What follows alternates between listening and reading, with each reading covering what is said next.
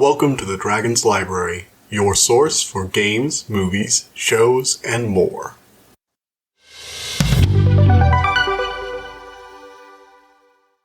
Hello everybody, welcome back to the Dragon's Library.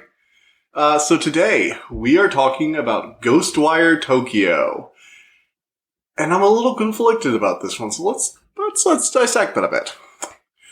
So, Ghostwire Tokyo is a recently released action-adventure game, which tells you literally nothing about how it plays, so I'll get into that later. Developed by Tango Gameworks and published by Bethesda Softworks. So, you know, it has Bethesda caught up in it, so... It also was released as a one-time year exclusive for Microsoft Windows and PlayStation 5, so it's not going to be on Xbox or any other console for at least a year. Which, I made the mistake of buying it for PS5. I would probably not recommend playing this on PS5. I'd have to see how it plays on Windows, but I imagine it plays much better with a mouse. I made the mistake of playing on PS5. That's my bad. And not that it was bad on PS5, it's just the controls. I'll get there. But, yeah. So, the basic gameplay is using, essentially guns. Like, you're using magic spells, so it's called, like, elemental weaving for the mage attacks. It's like you get wind, water, and fire, and then you also have, like, a bow and arrow. But you're basically just using guns. So you have the wind attack where you can fire off, up to 30, so you get a total ammo of 30 for the wind, and you can fire them rapidly. And the hold attack is literally firing a burst of 3 really quickly. The fire attack is a piercing lance that you can charge up into a giant fireball that does AoE. The water blade does a wide arc that you can charge up into a massively wide arc that does stun damage.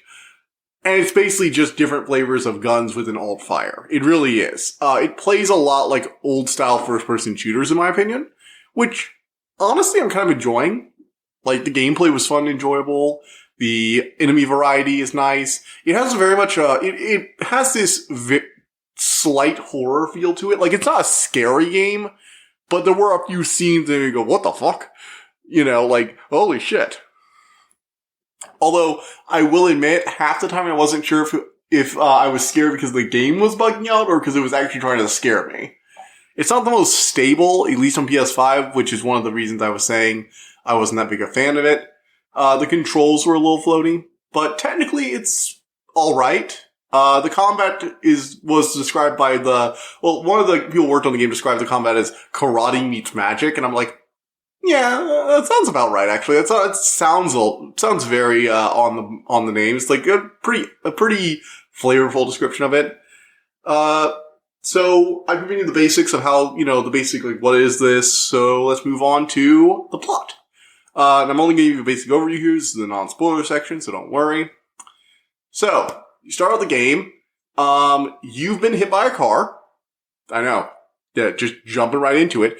And you are then possessed by a spirit called KK. Your name's Akito, and right after you get possessed, a mysterious fog sweeps over the whole city, and everyone aside from you and KK, who's possessing you, instantly vanishes. Without their clothes or any of the other things. So everyone who is like being like, oh dude, you okay? You're getting up. I thought you died. And half your face is like turned into like black mist because you had your head caved in. And this ghost just reanimated your body essentially and is hitching a ride with you. And then a, giant wave of fog sweeps over everybody. They vanish and a bunch of Slender Man looking people, along with some headless schoolgirls, all start charging at you. Yep, it's that kind of game. This is from Japan, alright. Or at least it feels like it. Like, was this developed from Japan? I'm genuinely interested. Yeah, it is the Japanese developer. Okay. I have a list of stuff right here, so I'm going through that. But it's pretty good. It's not perfect. But I kind of like that it feels unique enough. Fun fact, the guy who worked on the combat for this, Shinichiro Hara, he actually worked on the combat in Doom 2016. So I can definitely feel that. Like I definitely feel the relationship between the two. It actually has a very Doom feel to it, where you're trying to kill the enemies in certain ways in order to maximize the resource gain from them, which is the kind of combat you got in Doom Eternal a little bit. It's very nice. I like it. I like the combat a lot. I have to say that, first of all. But back to the plot. So you fight off a few of these people. Some of them are like Slenderman with the umbrellas. Others are schoolgirl. And everyone has vanished. And you are panicking because you are on your way to see the sister in her hospital. So KK wants you to go stop this guy in a weird demon mask who starts ranting about how the soul is shackled to the body and we must be free. Join me and become the bedrock of a new world. You know, classic villain motivation stuff. And he's like, all right, fine, I'll help you, but you just let me go find my sister first. I have to make sure she's okay. So you go to the hospital, which was probably one of the scarier scenes in this thing, because it had I'll talk about that in the spoiler section, but I actually was a little creeped out at one point by that, so I will give the game points there. It can be scary when it wants to be, but it's not scary all the time. Very rarely, actually, I would say. Anyway, you find out your sister is somehow still alive. She's apparently touched the spirit world during her whatever accident that happened that you learn more about later on. And unfortunately, the creepy guy in the demon mask shows up with a few other people, kidnaps them, and sends one of his minions to kick your ass. So you have to, defeat his minions, get enough powers, push back the fog so you can get to his, headquarters, and stop him from doing this weird thing where he's trying to merge the spirit and human world so he can destroy the concept of death and be together with his family, because, of course his family tragically died. Obviously, I mean, he's playing with life and death. That if a villain is playing with life and death, it's because A, they want immortality, or B, because their family died. That's just the motivations we have. All in all, though, yeah. I think the game's themes are its strongest points. It really it actually does have some major themes in it. And it has a lot to say about letting go and accepting that life is not going to be always purpose, living with the changes to it, that other people around you will die, and it will hurt, but you have to still be able to go on and live your own life. You can't let it be consumed by their death. And it uses those themes a lot more effectively than I thought. Like, I didn't think I was going to get that emotionally attached to this. And I was like, no, you know what? Good writing is good writing. Sorry, it is. And the game does have good writing, although it's harder for me to tell from the voice acting because it's all in Japanese, and I have a hard time associating, judging Japanese voice acting because I don't watch it enough subbed. I know I'm not a true weeb. I don't watch all the subbed anime. I prefer dubbed because I like to listen to it in my own language. And I also have anime open in the other screen while I'm working on projects all the time, so of course I need my dub. But I do watch enough stuff that I would say the subtitles are effective. The subtitles are all good. The voice acting is good from what I can tell, although this is based on my limited experience. So this brings us from, the basic plot and themes into characters. So we got Akiko. He is, a guy who's basically had the shit kicked out of him in his entire life, from what we've seen. And then you have a sister who is, gets kidnapped and spends most of the game in a freaking coma, and she only has a few lines, so she's not really there that much. You have KK, who is sort of like the, he's basically a Ghostbuster. He's basically a government-backed Ghostbuster. He went on trips to go find yokai, which are Japanese spirit creatures. They're heavily based in Japanese mythology. I was able to identify a few of them, but I know a lot about mythology in general. Japanese mythology, like I've said before in some of my other reviews, is not something I have the largest knowledge of compared to Egyptian, Norse, or Greek, or even Irish, because, the two at the dawn are awesome. What? They are. But, I do know a decent number of yokai. So you've got the Kappa with the water in their head, the water of life in their head. You've got the Nikomata, which are the two-tailed, cats, which are adorable. They're little shopkeepers in this game. And so KK basically went around and, dealt with corrupted spirits and stuff like that because he was genetically modified to be some government super soldier. I'm imagining there was more in some of the side quests I chose to ignore because I was rushing through Critical Path. But I did get a decent, thought of it. He basically was, brought into this in a few different ways. He didn't always get along with his partners. He had a good dynamic with them. And he ended up basically sort of leaving his family behind on a regular basis. Like, they were constantly wondering where he was, and he wasn't really there for them because he was trying to preserve a world where they could actually still be alive, but he always felt like he didn't, spend enough time with them. And he really does focus on KK as well, because he's the ghost that has to do this one last thing. He has to beat this villain who killed him, and one of his friends, in order to finally go be at rest and let go. Because, again, the whole theme is you need to let go. You can't let someone else's death rule your life. That is definitely the biggest theme in this game. It's all about Akiko. It's all about KK learning to let Akiko take control of his life and not, as a dead person, rule over it. His memory should support the living, not weigh them down. But, you get to run into KK's partners. One of them only ever talks to you recordings over the phone. It's an interesting little gimmick for a character. You also have KK's other, partner. I forget her name off the top of my head right now, who helps you as sort of like a support character for a lot of the game. She's always like giving you missions, helping you find stuff. It's like, oh yeah, go over here. You need to find it there. It's like, the bike's not working. It's like, oh, I would have expected you to know this. So if you're looking for a part for it, you're not going to be able to get from just any car. You got to get over here. That kind of character. All in all, this game, the characters are alright. I think Akito is probably the standout of all of them. KK is fun. Like, don't get me wrong, but the story as a whole focuses more on Akito as the main core and the one who has to, be the center of the lesson it's trying to teach. All in all, I give it like a B minus for characters. Like, they're all good, just nothing I haven't seen before, really.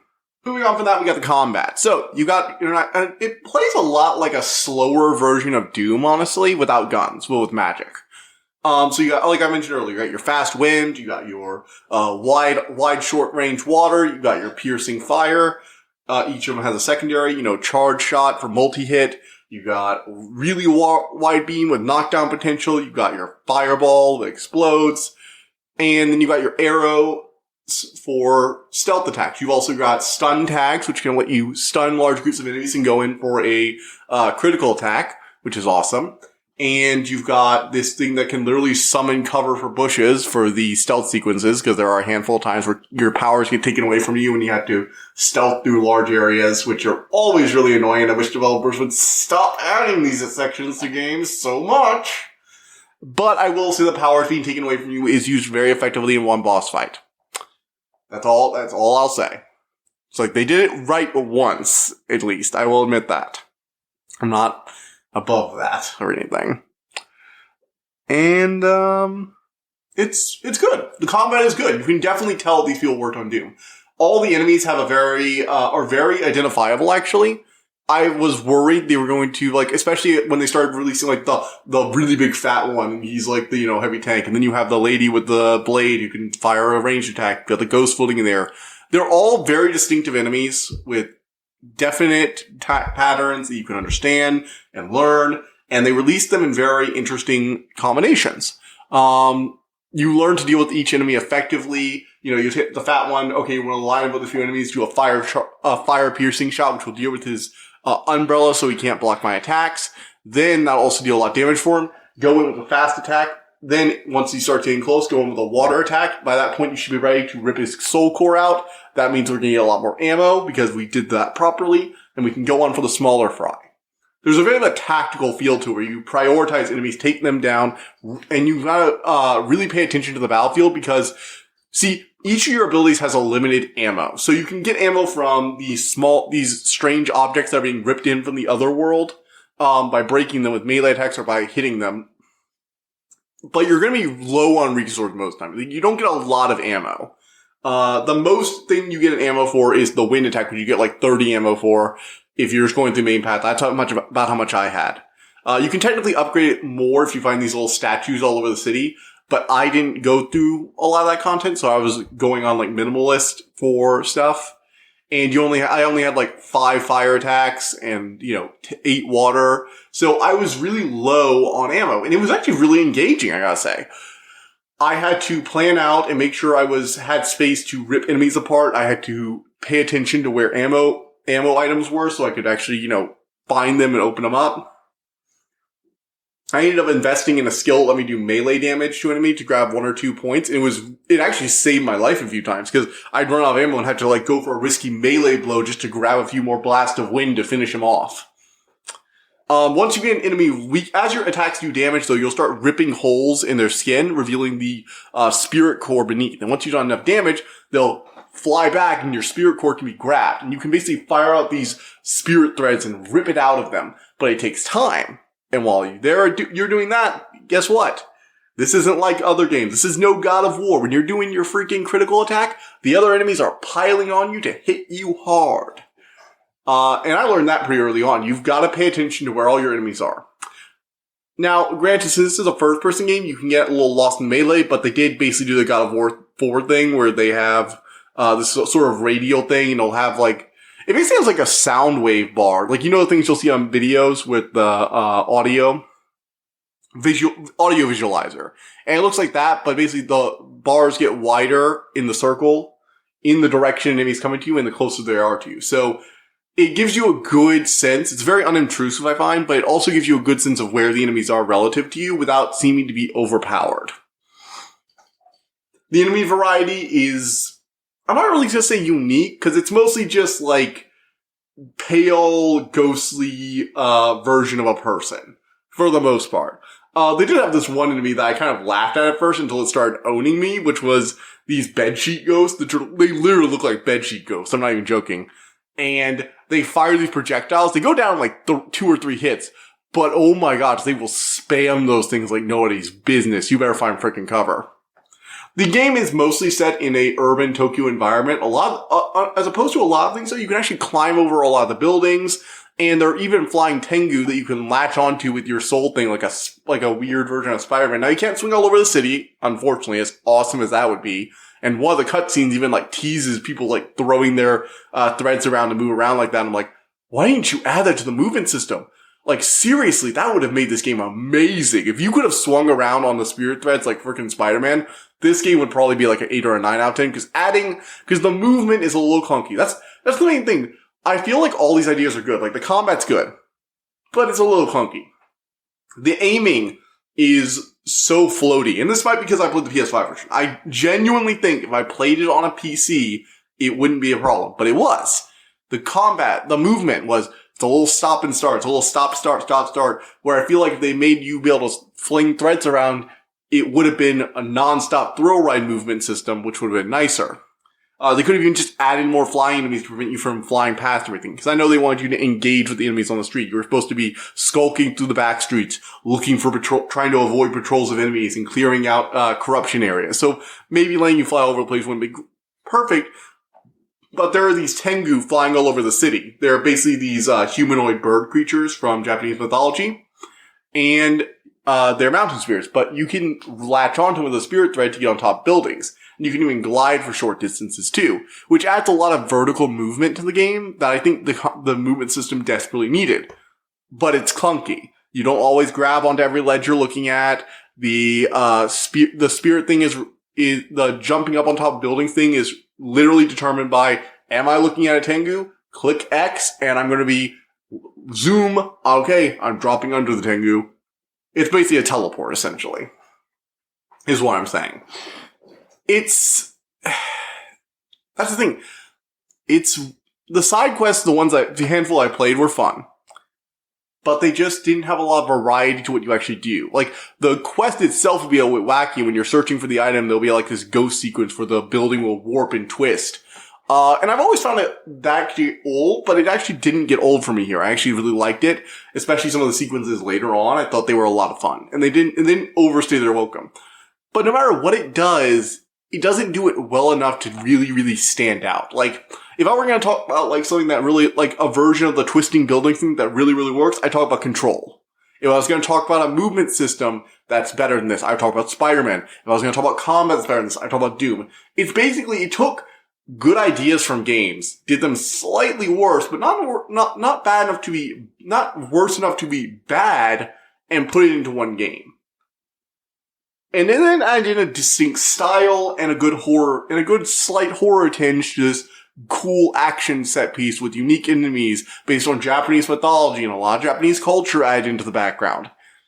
It's very good. But it keeps reminding me of things that are better. And I think that is kind of a failing on its part, because it does seem to be trying to imitate those things. I mean, I just talked about how one of the guys who worked on this worked on Doom. So, yes, I'm going to compare it to Doom. As unfair as that is.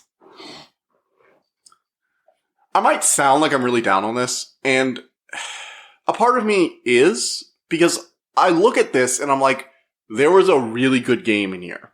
Like, I'm not even joking about that. I think that if they had improved even like two of the things I've complained about and taken the time to improve them, made them like a high selling point, I think it would be amazing. Because I don't think there's anything unique about it as a gameplay. The story's good, and I think some of the themes on it and things it touches on are actually very interesting. But the gameplay itself is a little generic. Which is weird, because the magic combat system, the magic gun combat system, feels interesting, but it just kind of feels like a reskin of a Doom system, if that makes sense. It's different enough to not be a ripoff, but it's not different enough to be a unique selling point. And I think that's something this game desperately needs. Okay, so that's my basic impressions on this. So we're going to go to the rating, and I cannot give this more than a 7.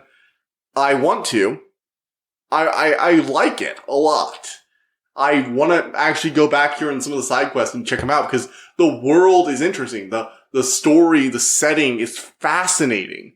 I love this world where the spirit world is mentioning. The way they portrayed a lot of the Japanese mythological creatures. I love the fact that all the shopkeepers are these little two-tailed cats that are floating around just being like, whatever, our odors are gone, so we're gonna, chill here and run the shop for them.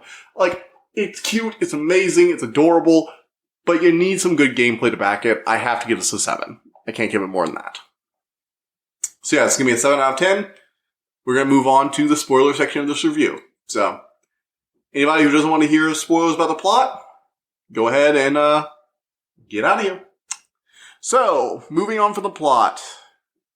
Okay, so, as this game goes, at first I thought it was like kind of a level base, because the way the mist basically takes the open world city and confines you to a certain area. But eventually it's realized, oh, we had to go free these shrines. And once we free the shrine and cleanse it, it opens up more of the world. And as the story goes out, you have to clear certain amounts of shrines to get to the next part of the story. So it has like sort of a linear path through the city that you can go through. And the path is basically, let's get to the villain, let's stop the villain, and then let's save our sister. Or let's get to the villain, save our sister, and stop him from taking over the world. And you're just kind of constantly chasing after him.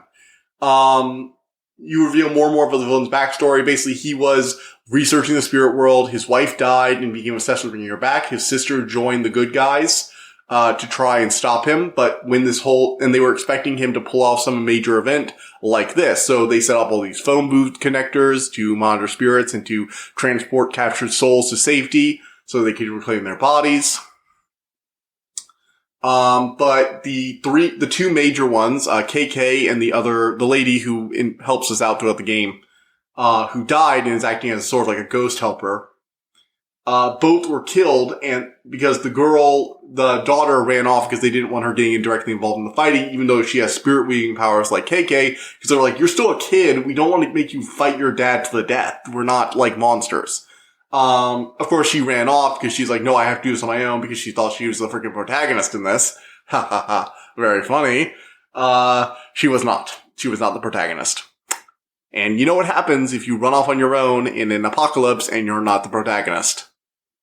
You either spend the entire game getting looked at from the distance, or if you don't show up in the first few quests, you're probably dead. And she is. It's later revealed, though, that one of the things is the guy doesn't see people as bodies. He sees them literally just as their souls. Bodies are just husks. They're things that drag us down, that keep us from interacting with those we love.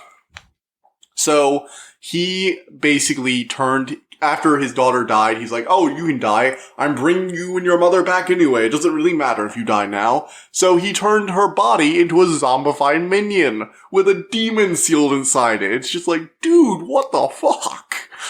So, obvious, and he did the same thing to KK's body, and that's the first boss we fight. The boss fights are okay. They're not amazing.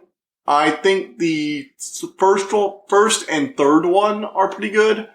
Then there are the other ones that aren't against his minions, like the mini-boss stuff that we have to do. I like those. I like when we went to this like tainted spirit oasis. There are lots of little moments here I can say I like. Now, I'm gonna get into a few of the, since we're in the spoiler section, I'm gonna get into some of the more personal things when I played through. And one of my moments, because I mentioned I got scared like 2 times in this, and it was during the hospital. So when you're in the hospital, you see this, you find notes about this, girl who's been haunting some of the operating rooms, and how their rooms will suddenly, have all these spooky ghost things going on. And as you produce the hospital, it's like, oh yeah, I guess I'm gonna have to fight some unique enemy. And then all of a sudden you turn a corner, and one of the rooms that you're about to go into is completely on fire, and there's a laughing schoolgirl standing in there cackling at you. And you're like, okay. So we got a boss fight coming up. And she kept and then you go to the room, and the fire vanishes. And like, okay, what happened to the fire? What's going on here? And so you keep moving through the building, and you get used to it. Okay, oh look, there she is cackling in the room on fire. And then I turned a corner a little while after that, and the fire was there, but the girl was nowhere to be found, and her laughter was starting to echo off the walls. And to this day, I do not know if there was a glitch, like if she was supposed to be there, or like if it was like a rendering thing, because when I got closer, she just suddenly appeared, jump scared at me, and then left. And I am not sure if there was like a rendering error where I was like looking at the room because it was a really long hallway, so I'm not sure if she just hadn't popped in yet, or if they genuinely actually planned that out. I almost want to play this game again just to figure out if that was on purpose. And I streamed this, so you can actually check out my reaction to that. Shameless plug. But yeah, it has moments like that, like where you're not sure of, I feel unnerved because it broke the established pattern, and I'm not sure if a ghost is about to come up. Like when I was playing the game, you can even check out the footage, I literally turned around with my powers, like ready to like fight her. I was convinced she had appeared behind me and was about to start hitting me. And it has moments like that throughout the game where you're not really sure, like, wait a second, where'd they go? Bring up my powers, look around, be careful. We are not going to be a horror movie victim, people. We are not a horror movie victim. And I think it takes advantage of the fact that you're being attacked by ghosts pretty well most of the time. The enemies are at least interesting to fight, and yeah. It does get a little repetitive at times, but I think they add new enemies often enough that it doesn't get too repetitive. Maybe if I was doing all the side quests it would, but I didn't have a chance to do all the side quests. So, the few I did, though, were interesting. The standouts for me were the cursed doll one, where, it was actually a cursed doll. A doll was protecting this guy from a curse, but he threw it away because, he got rid of it because he thought it was cursing him, but really was trying to protect him. And now that it's gone, he's being cursed by it.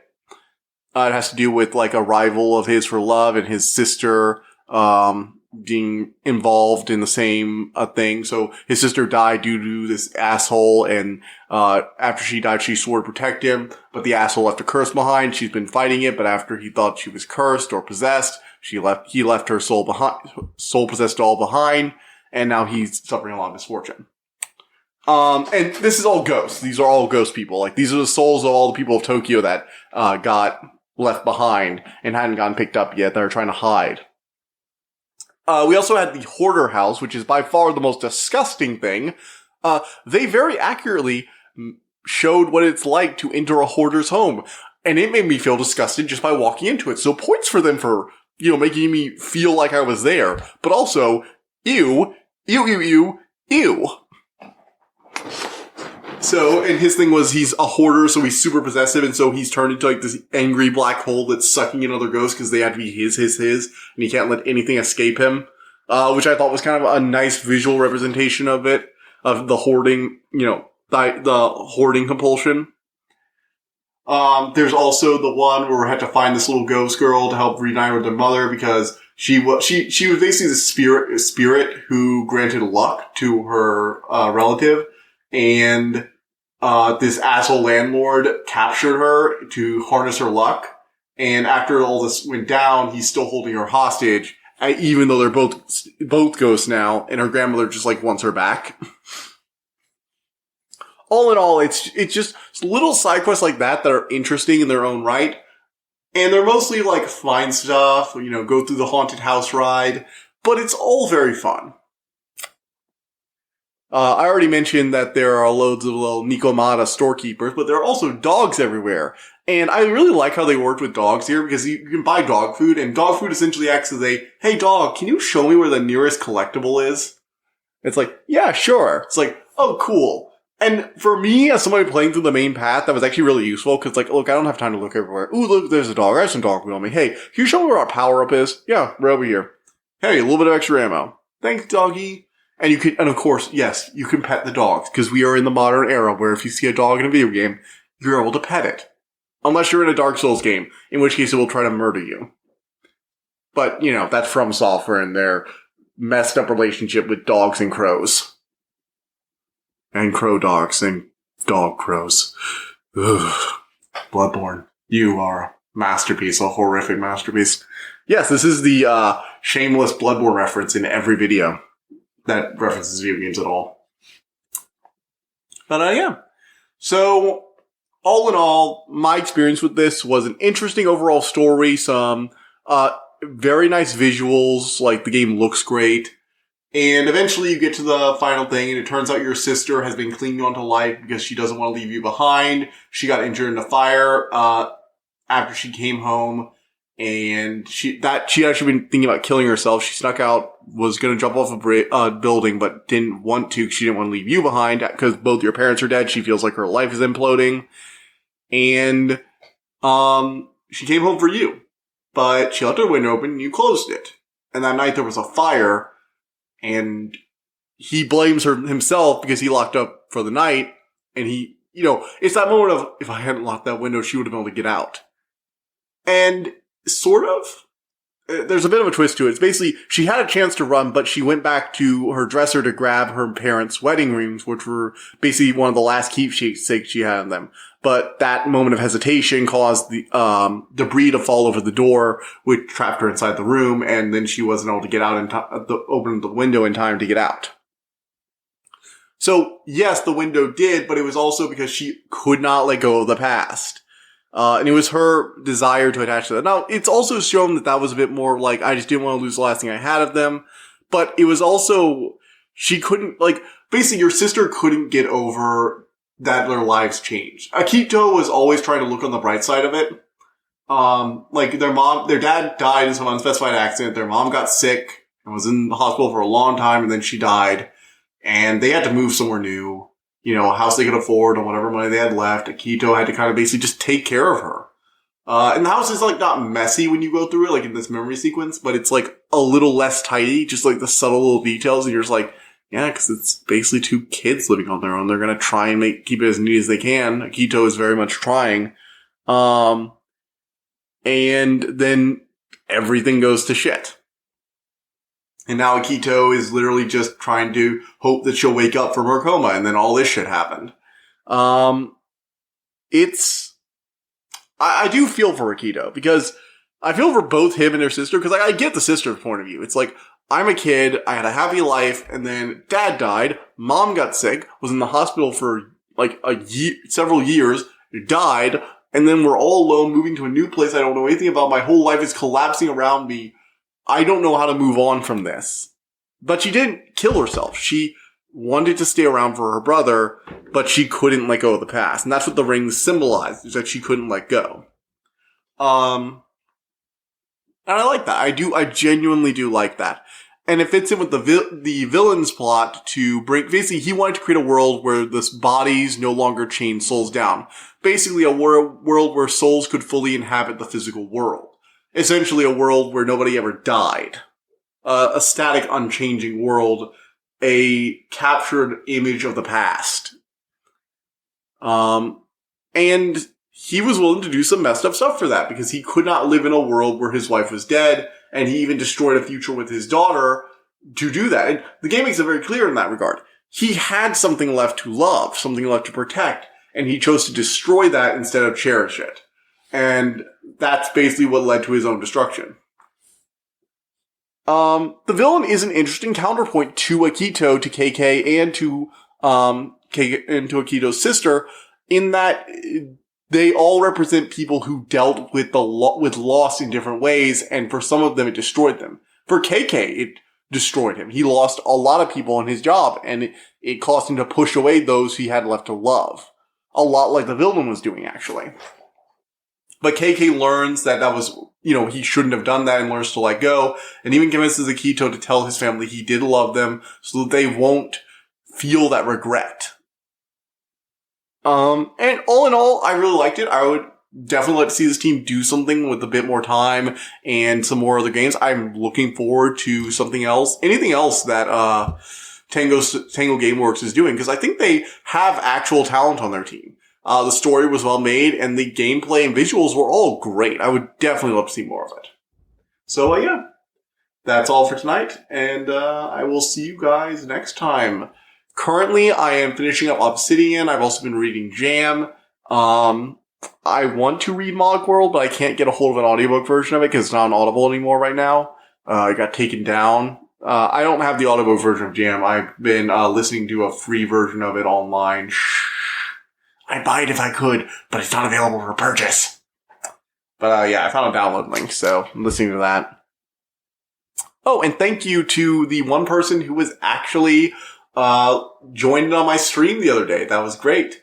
For those of you who don't know, I played The Consuming Shadow. It's basically a prequel game to the Differently Morphous and Existentially Challenge series by Yahtzee Croshaw. It's a fun little game. Very much liking it so far. It's not something I'll probably review. Maybe I might hold it on for like an indie review or something like that. Like basically like what am I gonna call this? Like a retro review, I guess. And I do those on occasion when I don't have a lot of stuff. That'll probably happen in the summer when there's not gonna be as much stuff, constantly coming out.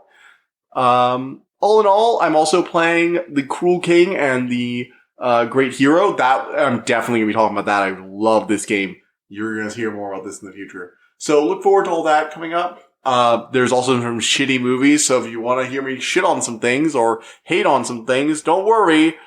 This month's movies are going to be terrible. It's Fantastic Beasts and Sonic 2. And I know at least one of those is going to be awful.